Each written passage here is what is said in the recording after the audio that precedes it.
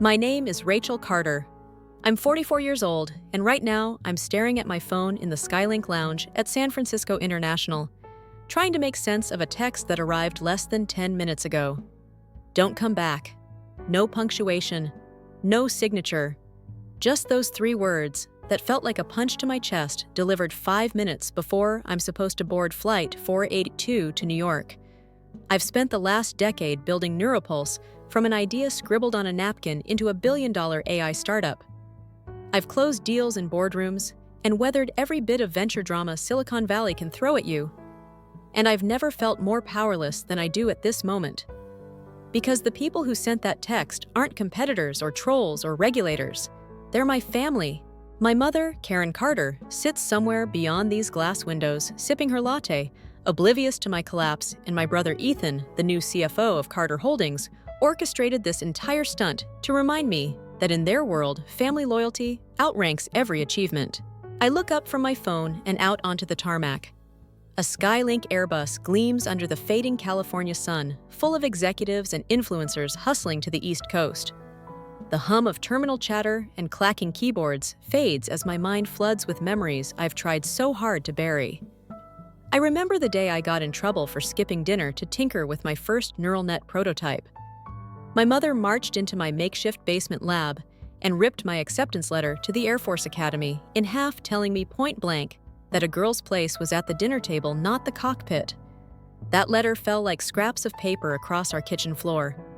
And I folded myself around that rejection the way a tree grows around a broken branch. I've always carried that moment with me, a scar hidden beneath polished shoes and crisp suits.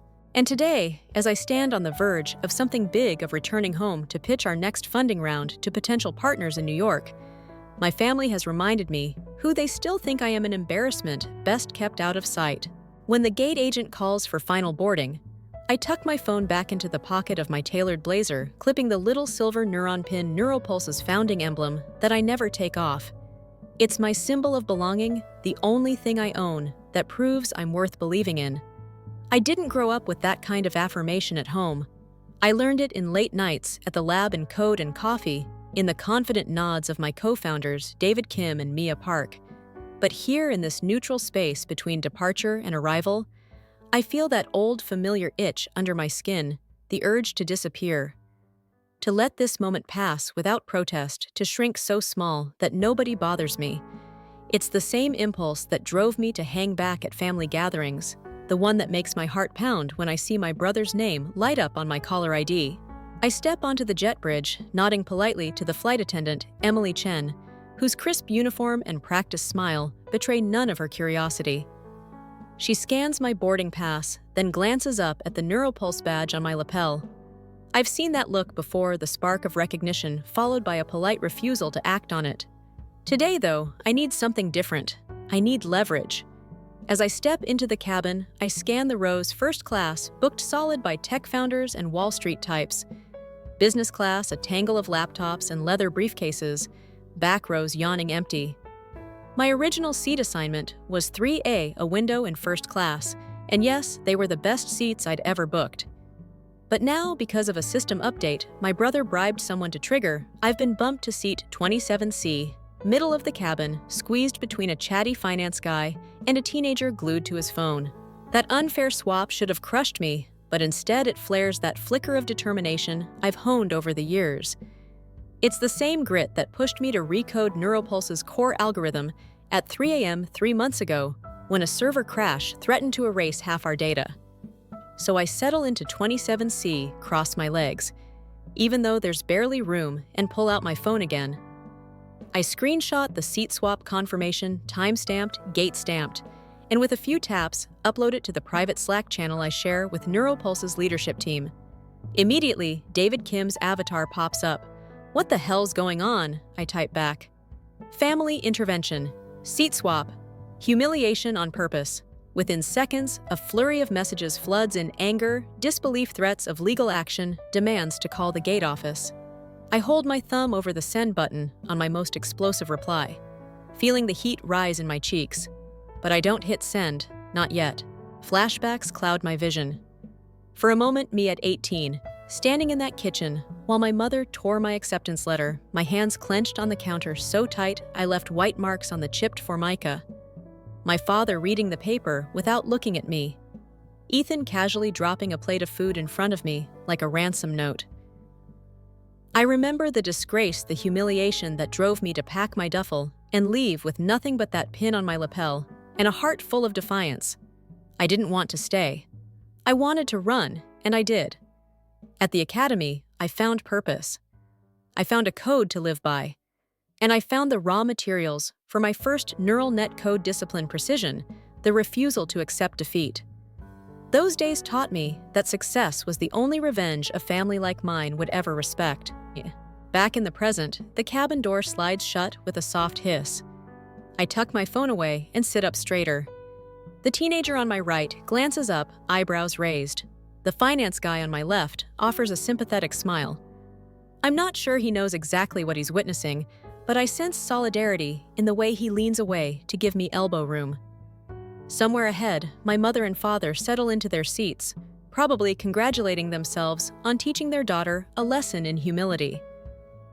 They don't know that I'm about to teach them one right back. I press my hand against the armrest, feeling the worn upholstery beneath my palm, a forgotten corner of this airplane where the world moves on without me. Good. Let it think I'm powerless. I close my eyes and breathe deep, feeling the tension roll out of my shoulders. I remind myself why I'm here to pitch Neuropulse's next funding round to investors in New York. This trip is critical. It could secure the capital that turns our prototype into a global platform. Everything I've worked for is on the line. If I let my brother's petty vendetta derail me now, I lose more than just a seat. I lose momentum, credibility, trust. And I refuse to let that happen. With a calm, practiced smile, I unclip the neuron pin from my lapel and slip it into my pocket because I don't need a badge to prove who I am. The engines begin to whine as the plane taxis toward the runway. Cabin lights, dim screens flicker to life. I pull out my laptop and log into Skylink's in-flight portal, scrolling through the seat map. It's all part of running a company in 2025, staying connected, always ready to act. I open a hidden window that I've configured in advance, a backdoor script I wrote months ago to test the airline's seating algorithm. I hover over the code I pushed earlier, a snippet that quietly scans for seat assignments matching VIP tags and overrides them. My heart hammers. If I execute this, I'll hijack the system mid-flight, forcing a flash swap back to 3A. It's risky. If the admin catches it, I could face serious charges. But what's worse, sitting helpless in seat 27C while the family of my childhood mocks me in first class, no contest. Before I commit, I glance at the small glass vial dangling from my keychain, the prototype NeuroPulse core chip suspended in resin, the very kernel of the company's future. It catches the blue glow of the screen, fracturing the light like a beacon. That's what I'm fighting for, not just revenge, but recognition for the tech that could change lives. I press run and hold my breath. The script executes, lines of code stream by, and for a heartbeat, nothing happens. Then the in-flight map on every passenger's screen glitches, seat numbers shuffle like a deck of cards. And a moment later, I see it, the confirmation in my portal. I'm back in 3A. A surge of triumph floods me, but I clamp down on it. No cheering, no gloating, just a measured smile as I pack away my laptop. Just in time, the captain's voice comes over the PA. Ladies and gentlemen, thank you for flying Skylink. We're ready for takeoff in moments. We wish you a comfortable flight. I lean back, feeling that old, fierce spark of victory. My hands rest lightly on my naked lapel, the neuron pins still warm in my pocket, and I allow myself a single thought. They messed with the network, but I'm the one who wrote the code. The engines roar, the wheels lift off, and in that instant, between ground and sky, I feel the weight of every compromise I've ever made. Compromises to family, compromises to pride, compromises to stay safe. Not anymore. In less than an hour, the cabin crew will ask me to stand for the official seat swap announcement, and this time, I won't just sit quietly. I'll stand up, plug in my laptop, and let the entire cabin see who I really am. The soft chime of the seatbelt sign goes off, and my heart pounds in time with the hum of the engines. Ahead lies the moment when humiliation turns to vindication, and it's going to get messy. The seatbelt sign clicks off just as the cabin lights dim to their soft cruising glow. I feel the engine's steady hum beneath me, a living reminder that we're airborne and there's no turning back. My heart still pummels with adrenaline, but my hands are steady as I retrieve my laptop from the mesh pocket in front of me. Around me, the first-class screens switch from the usual pre-flight safety demo to the Skylink welcome animation until I intervene. I hit the hotkey I built into the system months ago, disguised as a simple admin command, and watch as the animation collapses into static. The welcome message vanishes, replaced by my own welcome, a sharp, high-contrast title card that reads, "Rachel Carter, from Silicon Valley to the sky." My neuron pin stashed in my pocket feels hotter than any piece of jewelry I've ever worn. It glints against the soft light like a tiny beacon. A ripple moves through the cabin. Business class passengers glance up. A couple of tech founders murmur to each other. Behind me, the finance guy from 27B, the one who gave me room to breathe earlier, straightens and peers past his seatmate's shoulder. People in the back gawk. The teenager on his phone finally looks up. First class is frozen in mid-clink of fizzy water glasses. The screen above my seat transforms into a montage me in a cluttered garage, lab code streaming across a laptop, late-night whiteboard sketches of neural networks, and then the NeuroPulse logo blooming like a sunrise. The video cuts to me walking through the FAA certification floor, commanding a room full of skeptical executives, then transitions to flashing headlines. NeuroPulse raises $200. Series C AI startup disrupts mental health care. Carter, named 40 under 40, visionary. Each headline fades in and out on the seatback screens, carried by a subtle underscore that throbs like a heartbeat. I hold my breath as the video reaches its crescendo, a clip of me standing at the White House in 2023, accepting a National Innovation Award from a grateful president. I can almost feel that warm afternoon sun on my face again, hear the distant cheers from the press pool. Then the footage cuts to black and white text fades in, yet some still refuse to see. The screen goes dark. Silence presses in so tight, I can feel it in my ears. My family, wherever they are in this cabin, must have seen it. My chest tightens, but I breathe slow and deep, reminding myself this is more than drama. It's justice. Before anyone can murmur objections, I tap another line of code. The video vanishes, replaced by a split screen on the left footage of me mid-hack fingers flying over my custom interface, flashing seat numbers. On the right, a live feed of the seat map shifting in real time, 27C sliding back to 3A. I hear the flight attendants behind me gasp. A steward fumbles with her tablet, eyes wide.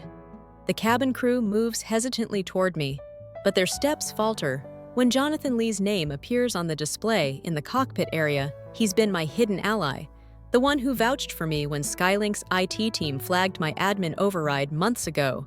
His face flashes on the cockpit's external monitors, giving a discreet nod, as if to say, carry on. Suddenly, the cockpit door slides open. Captain Michael Stenson steps out, gold bars on his sleeves, glinting under the cabin lights. He surveys the room with that calm authority I know so well. Passengers straighten instinctively, some reaching for phones to film. He walks to the front, clears his throat, and taps the intercom. "Ladies and gentlemen, this is Captain Stenson. You may have just witnessed an unorthodox demonstration of in-flight entertainment, but I assure you there is nothing more deserving of your attention."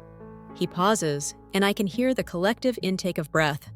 Please allow me to introduce the rightful occupant of Seat 3A, NeuroPulse founder and CEO Rachel Carter. A round of applause erupts, first polite, then genuine. A few passengers even stand. I feel a rush of warmth, but I don't rise yet. Instead, I reach into my breast pocket and pull out my dog tag, the one engraved with my time at the Air Force Academy, the one my mother insisted I leave behind when I fled home. It gleams as I hold it up for the cabin to see. "Some of you might know me as a startup founder," I say, voice steady, but rich with emotion, some as a former cadet. What you just watched wasn't a stunt.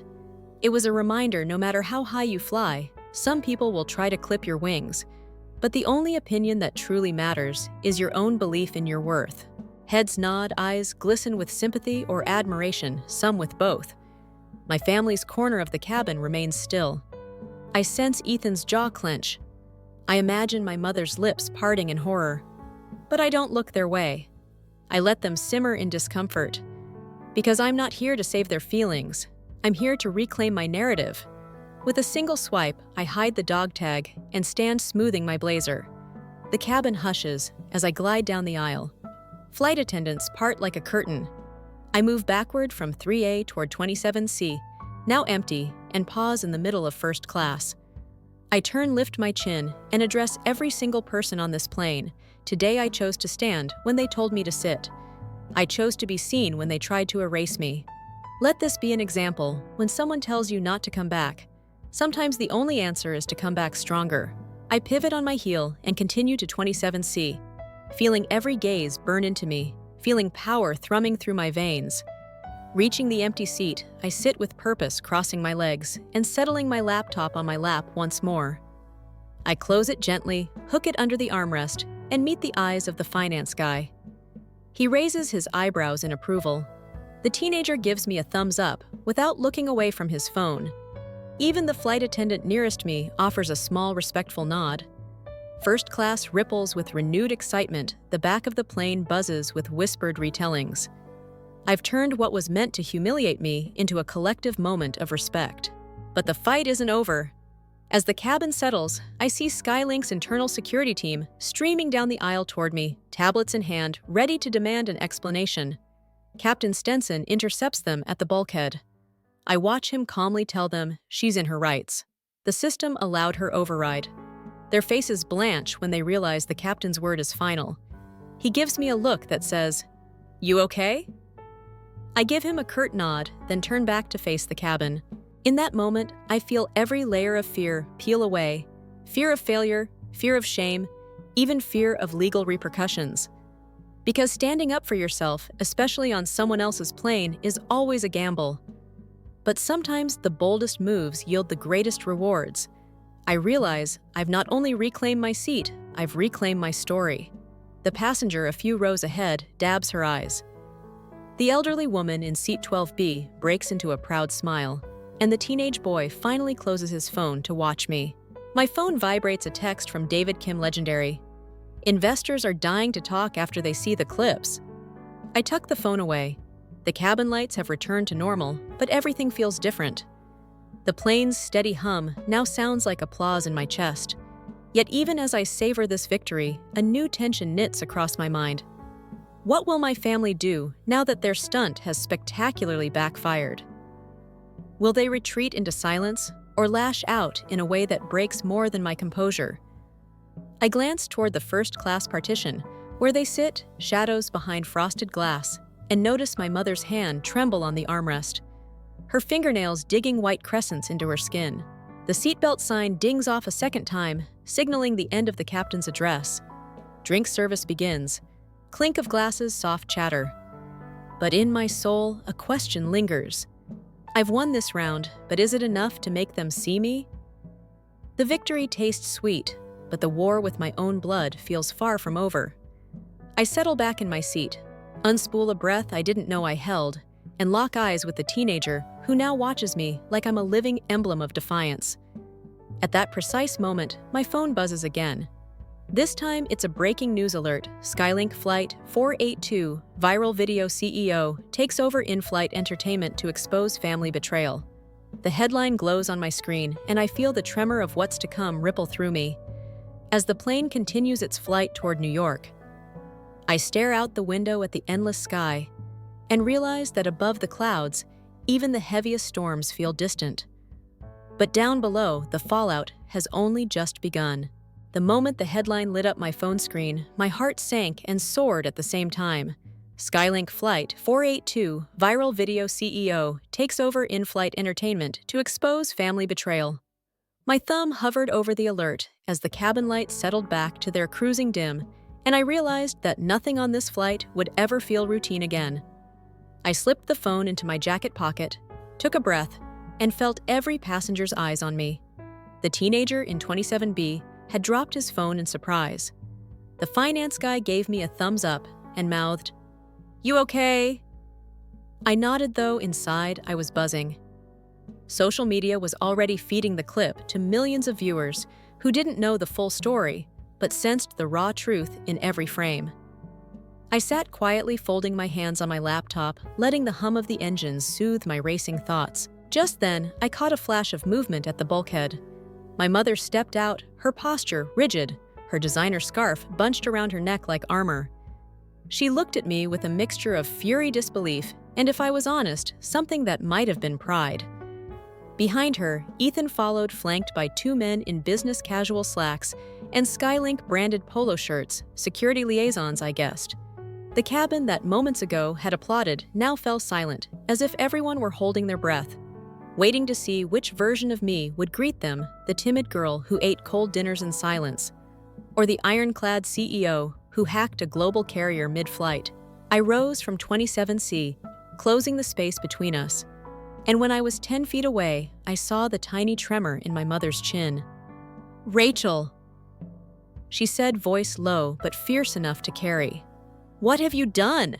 I looked past her to the cockpit curtain, where Captain Stenson peered out, arms crossed unreadable. I cleared my throat steady, despite the storm roiling inside me. "What I had to," I said, "what no one else would." My mother's eyes flicked to the dog tag hanging around my neck, an emblem of the cadet I once was, the woman they told to come home and marry, to have kids, to be normal. She had always believed that ambition was a disease to be cured by conformity. Tonight, conformity got exposed, and ambition got its spotlight. Ethan stepped forward with that practiced calm of a CFO who's never met a balance sheet he couldn't manipulate. "You compromised Skylink's entire system. You could face criminal charges," he began, but I cut him off. "I used the same backdoor I tested with their IT team. They approved my code weeks ago in a private beta. Skylink knew who I was. And if anyone's facing charges tonight, it's them for letting me do exactly what they hired me to do, innovate." A murmur went through the cabin. The business news guys in row 4 straightened, as if preparing to tweet. A woman in the aisle seat lifted her tablet, probably streaming live, and I realized this was bigger than my family drama. This was a moment that would spark conversations about power gender and who gets to control the narrative. My mother's lips curled in contempt. "You think you're a hero, you're a troublemaker, you humiliated us and disgraced your own blood." Her words stung, but I refused to flinch. Instead, I reached into my pocket, pulled out the neuron pin, and held it up. "This," I said, voice unwavering, "is the symbol of every late night I spent building Neuropulse, because I believed in something bigger than your idea of normal." That belief saved lives, millions of data-driven sessions, for people fighting depression, veterans with PTSD, students with learning challenges. But I guess that doesn't matter when you're obsessed with image. I let the words hang, then snapped the pin between my fingers and dropped it at her feet. The clap of metal on the carpet echoed under the dimmed lights like a gavel. To my surprise, the cabin shifted again. The security liaison stepped forward, but Captain Stenson raised a hand and shook his head. "If there is any dispute about Ms. Carter's privileges, it must be settled on the ground," he said into the PA. "Until then, I ask you all to resume your seats and allow our journey to continue uninterrupted." The clarity in his voice cut through the tension like a spotlight. My mother's face went slack for a fraction of a second before the mask of composure snapped back. She turned on her heel and led Ethan back toward first class, flanked by the security team. The passengers parted for them, revealing rows of astonished faces. I watched them go, feeling a strange mix of triumph and emptiness wash over me. I had stood my ground, reclaimed my seat, and exposed their cruelty. But was that enough to crack their stubborn hearts? Before I could digest that question, a voice piped up from behind me. "Excuse me, Ms. Carter." I turned to see a woman in row 26, her hair pulled back in a neat bun, and an open notebook on her tray table. She pushed her glasses up and offered a tentative smile. "I'm Maya Torres, tech correspondent for TechFront. That was incredible. I recorded every second and I have questions." I felt a jolt, not just because of the familiar thrill of media attention, but because this was exactly the twist I needed. A journalist in my corner could shift the story from family squabble to social reckoning. I nodded and gestured to the empty seat beside her.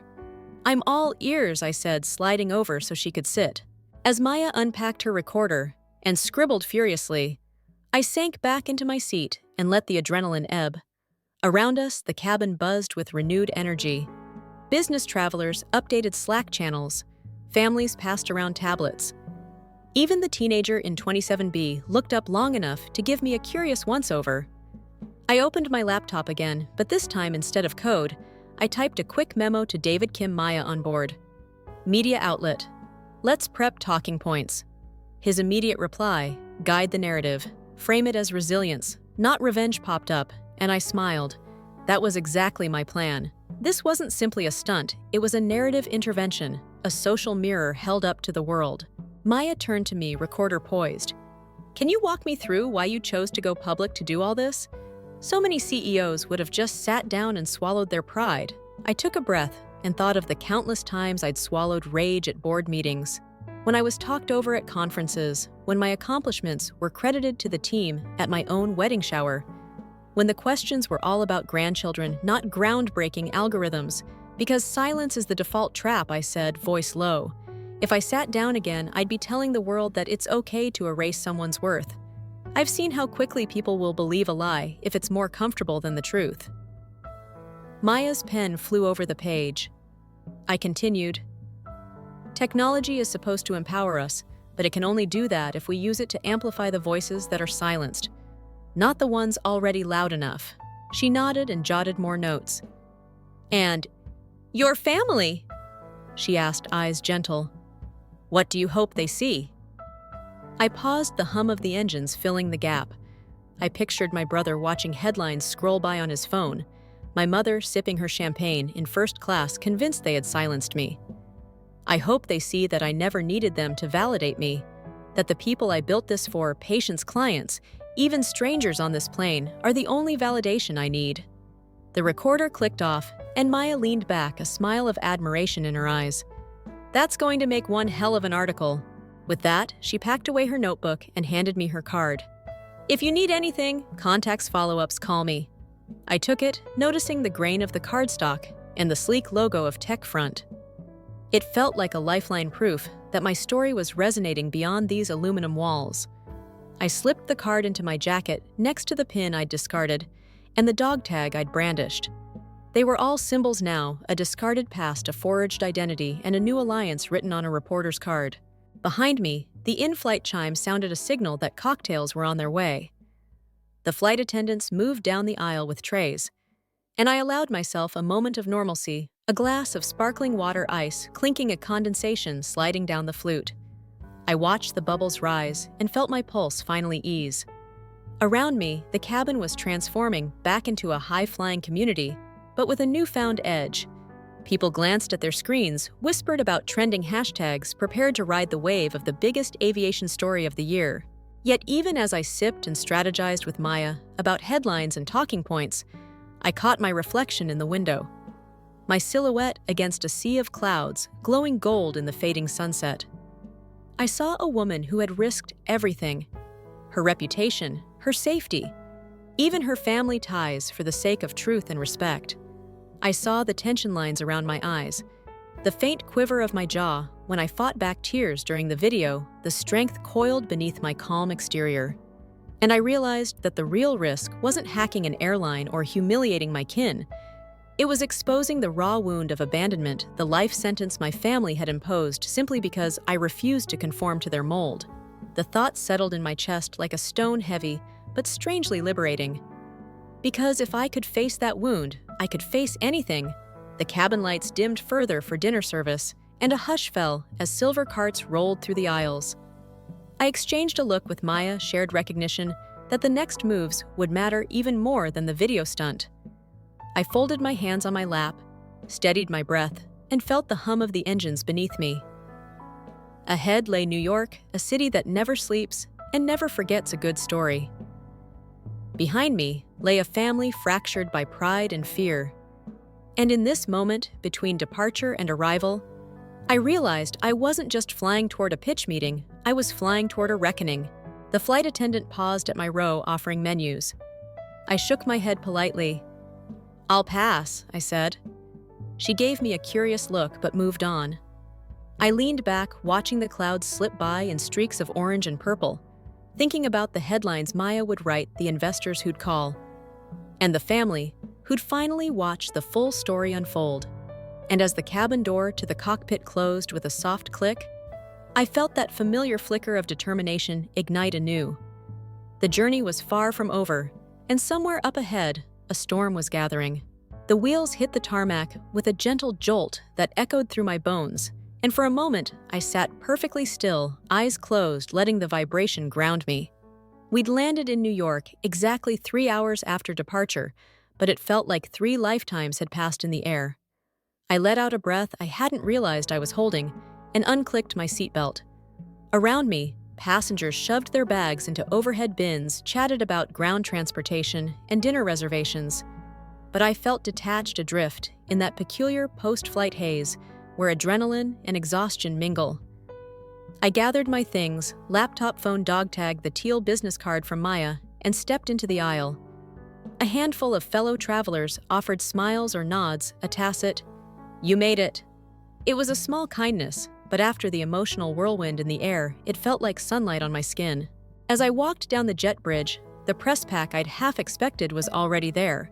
Cameras, microphones, and booming LED lights turned the narrow corridor into a frenetic red carpet. Reporters chattered, "Mrs. Carter." "Over here." I shivered, not from cold, but from the buzz of public scrutiny. My gut clenched. I wasn't ready for this level of exposure. But retreat wasn't an option. I straightened my shoulders, tugged at the collar of my blazer, still a bit rumpled from the flight, and stepped forward. "Rachel Carter," I said, extending my hand first to a reporter from TechFront, who grinned in recognition. "Happy to clarify anything." Questions flew. "Why did you hijack in-flight entertainment? Are you worried about legal repercussions? What about your family?" I paused, choosing my words carefully. I did what I had to do to reclaim my worth. I said, voice calm but carrying over the din. "And if that means a few legal scuffles, then so be it." Cameras clicked, lights flashed, but I refused to flinch. Behind me, the double doors of the terminal slid open to the roar of the city, and I stepped out into November's cold, the skyline bleeding neon and steel. I drew in a lungful of crisp air and felt, despite everything, that I was exactly where I needed to be. I hailed a black SUV with a discreet Neuropulse logo and climbed into the back seat, tossing my carry-on in before easing into the leather. My phone buzzed a dozen email notifications, Slack alerts, investor texts. Our top prospects are all watching David Kim's message read. They loved the stunt. "We've got calls lined up at 2 p.m. Good momentum." Then another notification blinked, red legal alert. "Carter Holdings has filed an injunction to freeze your Neuropulse assets pending an investigation into alleged cyber intrusion of Skylink. See attached." My stomach dropped like an elevator shaft.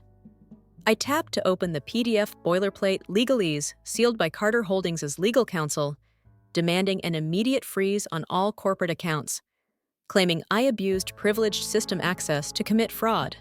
My brother Ethan's signature was on it. My phone slipped from my lap to the floor, and for a heartbeat, I stared at the asphalt scrolling past. The same family that disowned me just hours ago was trying to take away the company I built. That was the ultimate betrayal, not silence, but economic strangulation. The SUV pulled up to a gleaming glass tower on Madison Avenue, Neotech Ventures' headquarters. I paid the driver, stepped onto the polished marble, and felt the full weight of the legal threat pressed down on my chest. Everything I had worked for, the code, the patents, the years of relentless hustle, could be yanked away by my own blood. I walked through the revolving doors and was met by a sea of polished sneakers and tailored suits. The receptionist, an impassive young man, gave me a curt nod and directed me to the 11th floor. I rode the elevator in silence, the mirrored walls reflecting my face over and over, the same determined eyes, the same clenched jaw. But something else flickered there too, a flash of vulnerability I barely recognized. I closed my eyes and repeated silently, "I'm more than their lies. I'm more than their fear." On the 11th floor, the Neotech boardroom stretched out before me, a long table of burnished walnut seats for 12 floor-to-ceiling windows framing Manhattan's grid. Investors, angry, curious, shining with anticipation, greeted me with handshakes and urgent questions. I scanned the room, spotted Emma Caldwell, the lead partner, who'd been with us since Series A. She wore a sympathetic smile, but her eyes were cold as steel. "Rachel, so good to see you under circumstances," she began. I nodded and gestured to the seat at the head of the table. "Thank you all for coming on such short notice. Yes, my family has filed what they hope is an ironclad injunction. They claim I misused system privileges at Skylink." Murmurs rippled. Many in the room had siblings understood family drama. Others leaned back, arms crossed, calculating. I pressed the dog tag in my palm, its cool metal and anchor. I want to be absolutely clear, I did no more than what my agreement with Skylink permitted. In fact, Skylink's own CTO, Jonathan Lee, personally signed off on my code tests. We have written proof. I snapped open my laptop, pulled up an email thread from 6 weeks earlier, the CTO's sign-off on our beta environment. Emma's eyes flicked to the screen. "May I?" she asked, and I nodded. She read the email aloud, voice steady. When she finished, the room exhaled. I felt a swell of relief, but it was tempered by the fact that legal wheels grind slowly. That's when Ethan Carter strode into the glass-walled conference room, flanked by 2 attorneys in dark suits. He looked different, less polished, more determined. His face drawn in the harsh light.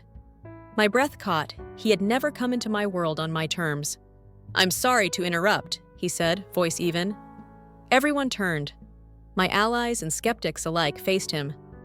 Emma rose, setting her tablet on the table.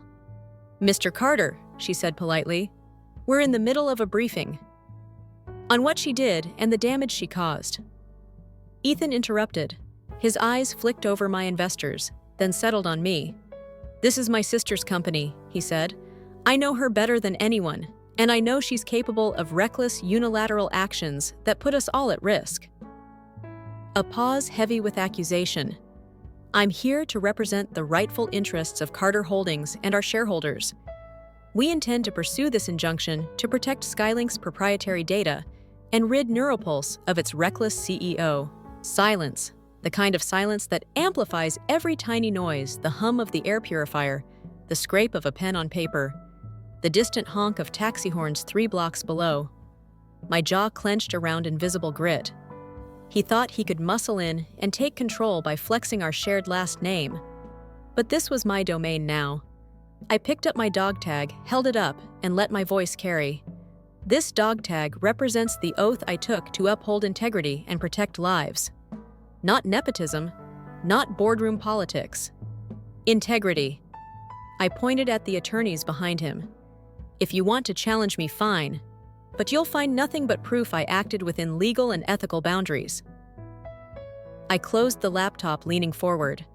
"And if you truly cared about what's best for Neuropulse and its mission, you'd be standing with me, not trying to shut me down." Ethan's face flashed with something shock, guilt, rage, and he opened his mouth, but Emma cut in. "This boardroom is not the place for family disputes," she said. "We need a third-party mediator and an immediate review of the code." A few investors nodded, relieved by the professional deflection. Ethan bristled, looked around, and then fixed his gaze on me. "Fine," he said. "But mark my words, Rachel. I will see Neuropulse fails, if that's what it takes to prove you're incompetent." He turned on his heel and strode out, attorneys filing after him. As the door closed, I felt a tremor run through me, fear laced with fury. I leaned back, hand on the dog tag, and let it rest on the table's polished surface. The room was quiet, saved from collapse only by Emma's calm. "Let's proceed with the technical review. Rachel, would you walk us through your compliance documents?" My laptop opened. I nodded and began sharing the code-based roadmap, security audits, partner sign-offs. Investors leaned in, formulas and flowcharts reflected in their glasses. The cogs turned. I felt the tide shift again, evidence over emotion, facts over favoritism. By the time the midday sun slanted through the windows, casting long patterns on the floor, we'd exhausted every question.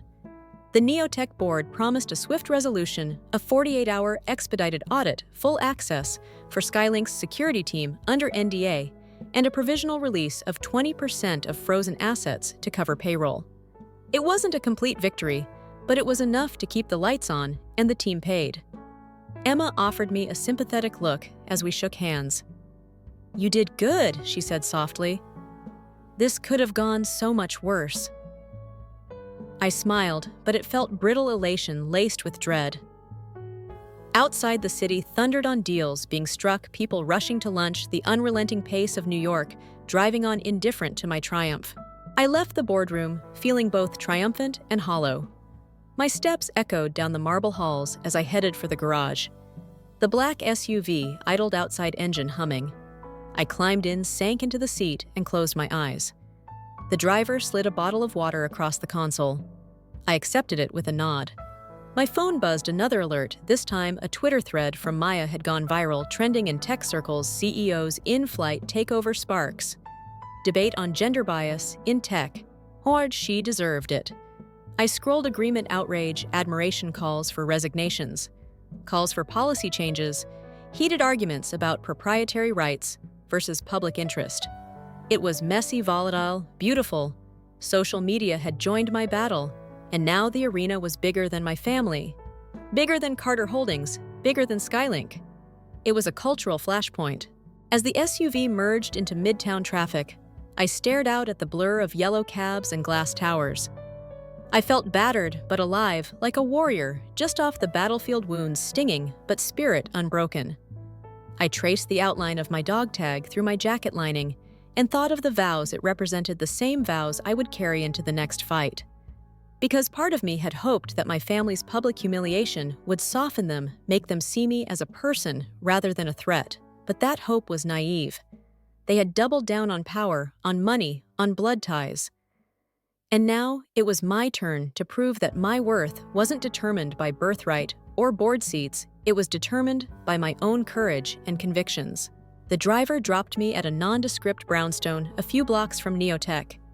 Inside was Neuropulse's tiny New York outpost. 3 desks, 2 development pods, and a conference room plastered with whiteboards covered in algorithms. I flicked on the light and heard the familiar click of keyboards as my team, Mia, David, and 2 engineers looked up from their screens. Relief and anxiety mingled on their faces. I set my bag on the floor and pulled out my laptop. They filed an injunction.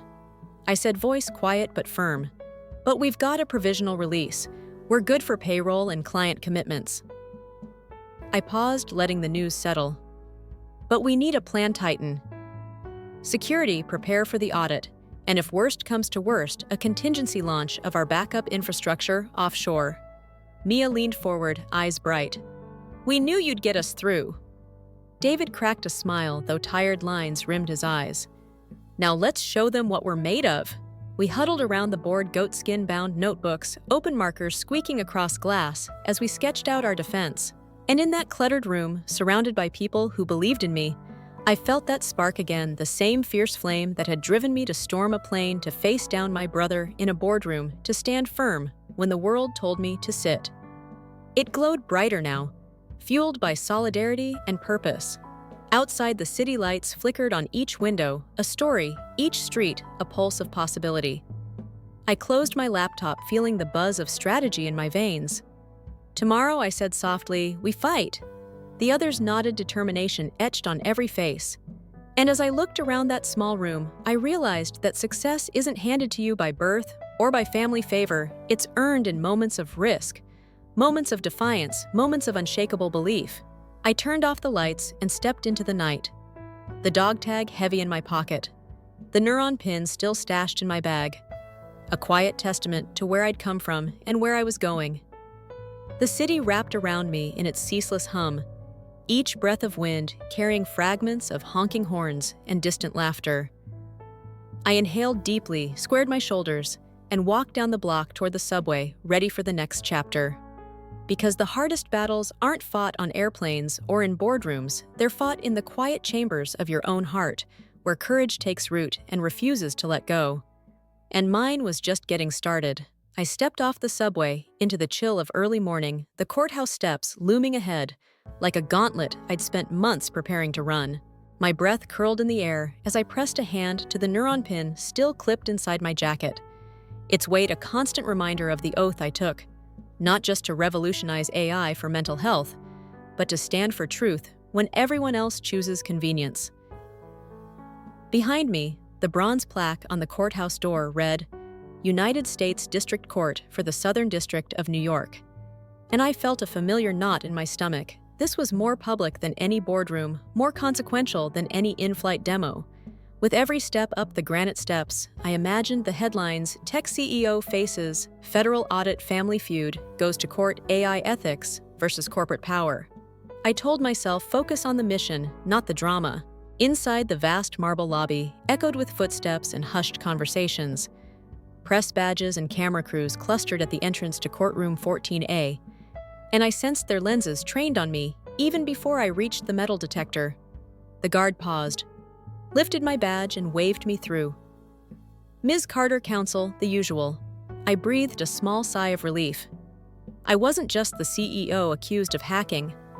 I was counsel, a professional in a long line of professionals here to argue facts. In the hallway, I passed Maya Torres from TechFront. Again, she winked, camera hidden in her sleeve. I offered a curt nod. No theatrics this time, I decided. I needed credibility more than spectacle. The courtroom doors opened, and I stepped into a chamber that felt suspended in time. Heavy wooden benches, the dark mahogany of the judge's bench, the American flag standing sentinel. At one side sat an elderly bailiff, the judge's clerk, and a string of attorneys representing Carter Holdings Skylink and government-appointed auditors.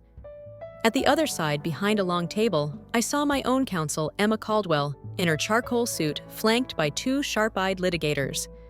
I moved to the plaintiff's table and placed my laptop and a manila folder on it, then took a moment to secure the dog tag around my neck under my collar. It brushed against my sternum like a heartbeat of steel.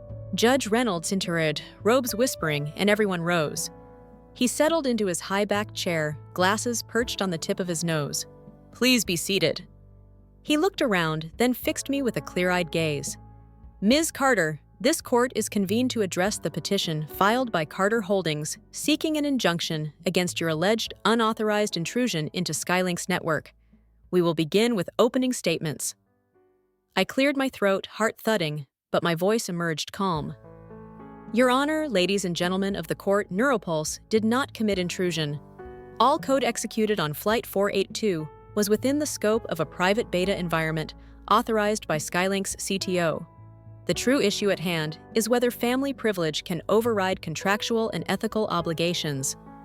My team stands ready to prove that transparency and accountability, not nepotism, must guide corporate conduct in our industry. A soft murmur rippled through the gallery. The Carter Holdings lead attorney, Mr. Whitman, rose in a crisp navy suit.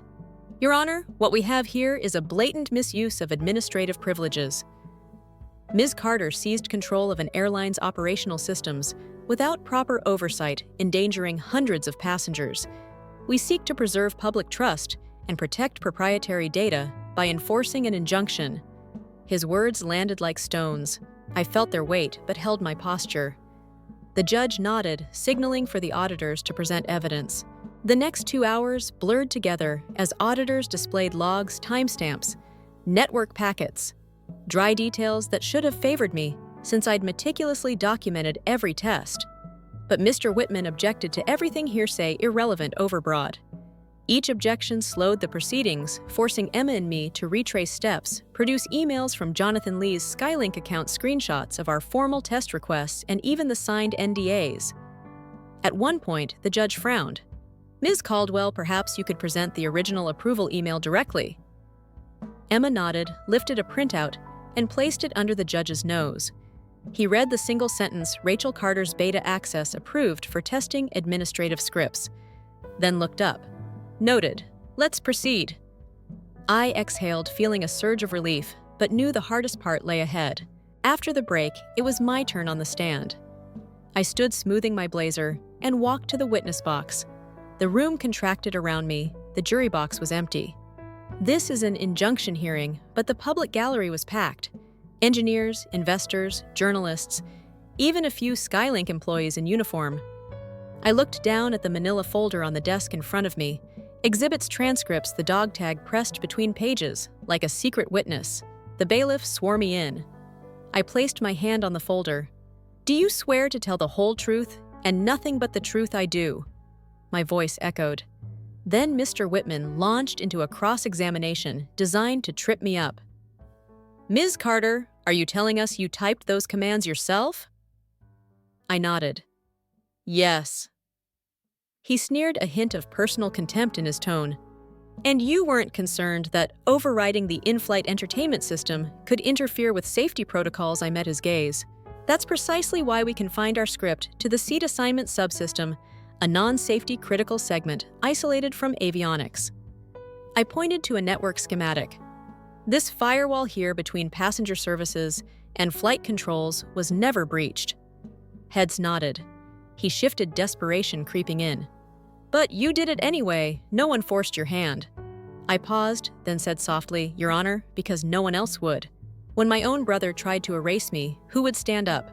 When the company we built threatened legal action against the carrier for balking at a hack, who would remind them of their own promises? If rules only apply to some people, they're not rules, they're obstacles. A hush fell. Even Mr. Whitman's lips parted. Later, as I stepped down from the stand and returned to my seat, Maya's card in my jacket burned against my side like a secret weapon.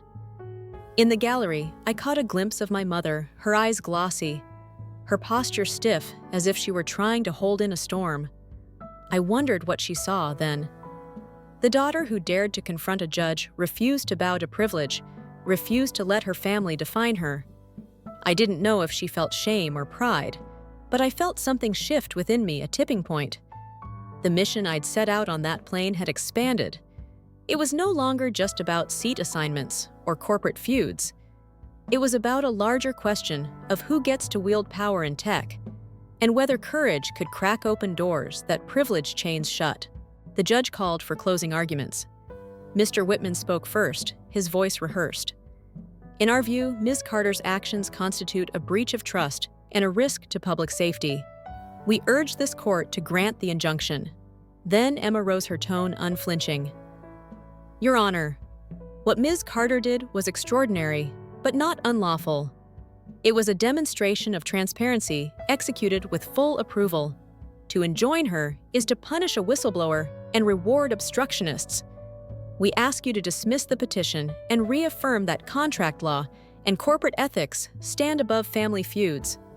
I watched the judge's face, thoughtful intent weighed down by more than just legal briefs. Finally, he nodded. I will take this matter under advisement, he said. A written decision will follow within 7 days. In the meantime, the preliminary injunction is denied, and Ms. Carter's assets shall remain unfrozen until further notice. A collective exhale rippled through the courtroom. Even Mr. Whitman's shoulders slackened.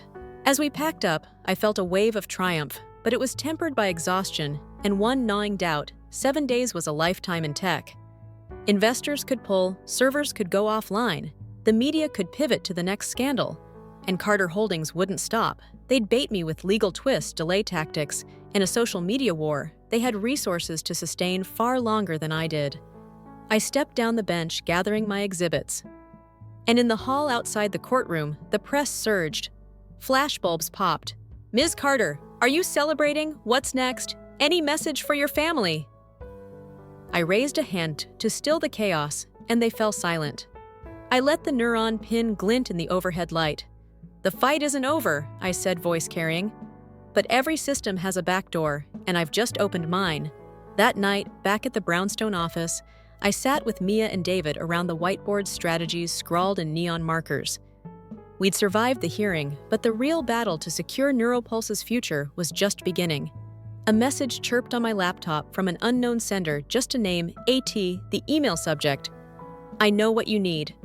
I hesitated, then clicked it open. Inside was a single line of text. Meet me 8 a.m. at the pier. Let's end this. No signature, no details, just coordinates. My pulse skipped. The only person who would call at dawn and speak in riddles was someone from the shadows, a former Carter Holdings insider, turned whistleblower, or a regulator with their own agenda. Either way, it was a risk, and I thrive on risks. I looked at Mia and David, whose faces mirrored my mix of curiosity and caution, and said, "We go." The screen glowed between us, a portal to the next twist in this war. And as the city lights blinked outside our window, I realized that sometimes the deepest truths are whispered in the dark. And that's where you either find your greatest ally or your gravest threat. I I arrived at Pier 45 just before dawn, when the sky over the Hudson was a wash of lavender and steel, and the barges lay silent like sleeping sentinels. My breath formed little clouds. I could watch drift away, and I tucked my coat tighter, running a hand over the neuron pin still clipped inside my lapel. It felt like armor, my silent oath to truth and innovation, but also a flicker of the vulnerability I'd carried since I first left home 20 years ago. The wooden boards creaked under my boots as I scanned the shadows for whoever AT might be. My phone was tucked against my heart under my scarf, a lifeline, a chronometer for risk, and one more symbol of the digital world I'd spent a lifetime mastering. At exactly 8:01, a figure emerged from behind a stack of fishing crates, a woman in a nondescript gray parka, her hood-down hair tied back in a severe knot. She glanced at her watch and then precisely on cue approached me. "Rachel Carter," she said, voice low but clear, carrying the authority of someone accustomed to being obeyed. I nodded. "I'm Andrea Thompson," she added, extending a hand gloved in black leather. "Former COO of Carter Holdings." My pulse stuttered. I'd half expected an investigator from the SEC or a Carter Holdings plant. A real whistleblower. I shook her hand and steeled myself. "You're taking a huge risk," I said, scanning the empty pier. "What do you have for me?" She slipped a slim manila envelope from her parka and placed it in my hand. The paper was warm from her body heat. "Everything you need to finish this," she said. "Emails, transaction logs, board, minutes, all the proof of Ethan's fraud and nepotism. I didn't want to get burned, so I mirrored everything on an encrypted drive. You'll find the key inside." She paused, eyes grave. This could blow the whole thing wide open, but Carter Holdings won't sit quietly. I opened the envelope just far enough to see the header on the top document, "Confidential to Ethan Carter, CFO." Under that, I glimpsed ledger entries moving millions of dollars into shell companies' board resolutions. Falsified stock options diverted. My hands trembled despite the cold. "This is real," I said, voice thick. "You're sure it's authentic?" She nodded. "Every signature matches, every timestamp checks out. I verified it against backups at 3 offshore data centers. They'll claim it's fabricated, but you know how to prove authenticity." I closed my eyes, picturing my family's face when they realized I held the smoking gun. "Why risk everything?" I asked quietly. "Because I saw how they treated you, my own blood, railroaded you out of your home, your family name weaponized against you. Someone had to stop it." She met my gaze. "Sometimes the only way to fight a dynasty is to expose it." A distant horn blew from a barge. The air smelled of salt and diesel, a bracing reminder we weren't in some sanitized boardroom. Here at the edges of commerce and industry was where raw truths often surfaced. I zipped the envelope into my bag and pressed my hand against the dog tag hanging under my shirt, the last vestige of my uniform. Its metal gleamed in the halo of a single street lamp, a talisman of survival and service. "I'm in," I said, voice steady, despite the tremor in my gut. "But we have to move fast. The injunction's still in effect. Board audits are ongoing, and Carter Holdings can file contempt motions any minute." She nodded, pulling a battered smartphone from her pocket. "I've already set up a phalanx of legal friends. This goes public first thing tomorrow, press release, secure drop to every major outlet, and a live briefing from you." I swallowed. The idea of going public in a second wave terrified me, almost as much as the risk headlines screaming about corporate espionage, personal data, compromised reputations in tatters. But I remembered my own credo: silence is the default trap. "Let's do it," I said, steeling my jaw. "One condition: I speak first. No leaks, no spin doctors." She smiled, relief flickering across her features. "You get the spotlight. I remain anonymous until after the board meeting." We shook hands again, a pact sealed in the shadows of dawn. The sunrise spilled gold across the water, and I realized the day had already begun, whether I was ready or not. I stepped away from the pier with Andrea, our footsteps falling in sync toward a black SUV idling in the lot. Inside, I placed my bag on the seat and braced myself against the rush of possibility. My phone buzzed a message from David Kim. Storyline solid, legal prepped. Board meeting at 2 p.m. Call with journalists at 10:45. Investors on standby. Below that, an alert from Maya Torres heading to newsroom now. Might go live early, hold tight. I exhaled slowly, the taste of adrenaline bitter on my tongue. This was the moment I'd been building toward to strike back not just for myself, but for everyone silenced by power. At Neotech's conference room, 2 hours later, I faced a crowd of investors' board members and the packed press gallery streaming online. The morning's events had set social media ablaze. #expose Carter. Nepotism kills I for truth. But no one knew I held the final piece. I stood behind the podium neuron pin gleaming under fluorescent lights and looked at Emma Caldwell beside me. She gave me a tight nod. "Are you ready?" she whispered. I breathed in and out, yes. I began, "Good afternoon. Thank you all for joining us on short notice. Today, NeuroPulse is celebrating a milestone. We've just finalized terms on our most important partnership yet, one that will bring our AI-based mental health platform to underserved populations across 5 states. But before we move forward, I have a confession to make about the corporate drama that's overshadowed our mission this week." A hush fell. I gestured to a large screen behind me, which illuminated with the Carter Holdings logo. "You've heard accusations that I hacked Skylink's system, that I endangered passengers, that I'm a reckless CEO." My voice rose with each word. All false. What's true is that my family, led by Carter Holdings, attempted to seize control of NeuroPulse through legal intimidation and financial sabotage. Today, we exposed the evidence. I pressed a button on my clicker. The slide changed to the header I'd seen on the pier. Document 1 memo from Ethan Carter, CFO, dated February 3, 2025. Below the ledger entries glowed at 20-foot scale multi-million-dollar transfers hidden under innocuous labels, board minutes forged, and email threads showing Ethan coaching the board to approve the injunction under false pretenses. Gasps rippled through the room. Cameras panned to investors clutching their phones. "This," I said, voice clear as a bell, "is the blueprint of a hostile takeover dressed up as legal procedure. This is nepotism and fraud, not governance.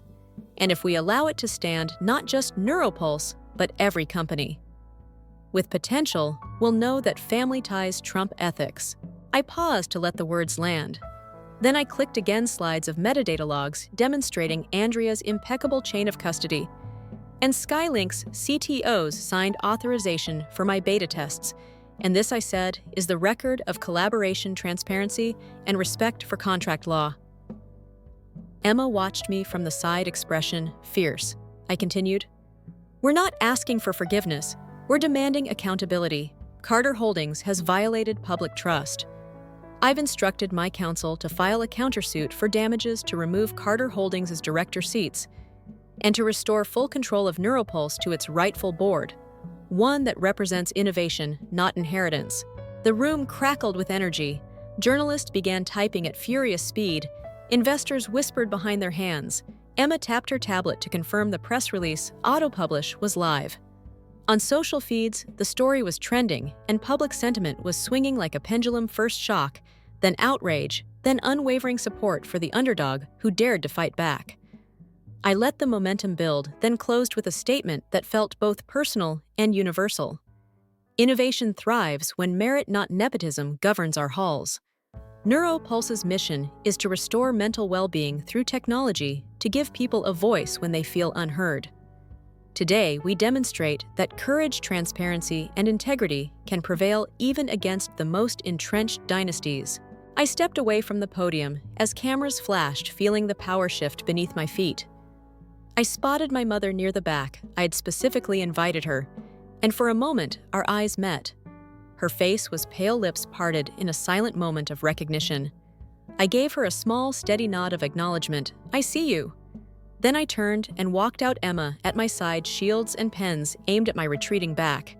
I didn't look back again. That evening, back in my apartment, overlooking the skyline, I held the dog tag and the neuron pin, turning them over in my palms like artifacts of a journey I had almost let define me. The smartphone beside me buzzed with congratulatory messages. Investors doubled down. Industry leaders applauding, family office now distancing from Carter Holdings. But under every message, I sensed the quiet undercurrent of a larger question: once you expose a dynasty, what comes next? I remembered Andrea's parting words at the pier. This could blow the whole thing wide open. Be ready. And now I was. I placed the dog tag on the windowsill where it caught the last rays of sunset and set the neuron pin on my desk by the window. Those two symbols, military oath and startup dream, no longer felt like relics of a fractured past, but badges of a future forged by my own hand. I leaned back, watching the city lights ignite below each one, a story waiting to be told. My phone lit up again, Maya Torres with a single line of text, live on tomorrow morning at 8. Going deeper with Rachel Carter on #ExposeCarter. I tapped a quick reply. See you then. As the night deepened, I sat alone in the glow of my ambitions and uncertainties. The board meeting had ended in victory, the court injunction dissolved Carter Holdings, shaken to its core. But the world beyond these walls was still rife with entrenched power, systemic bias, and unspoken truths. I knew that dismantling one dynasty would not dismantle an entire system. The neuron pin shimmered in the lamplight, reminding me that technology could heal wounds, but only if wielded by hands willing to risk everything. And the dog tag, heavy and cold, reminded me that service and sacrifice were never easy, nor were they ever over. I stood and walked to the window, placing a palm against the glass. The skyline stretched out endless and humming as if waiting for the next revolution. I whispered into the night air. This is just the beginning. Below, a stray horn echoed from a taxi, and somewhere a church bell chimed midnight. In the hush, I closed my eyes and felt the city breathe around me, full of possibilities, full of challenges. And with that, I opened them again, ready to write the next chapter where integrity meets innovation, and where courage remains the greatest currency of all.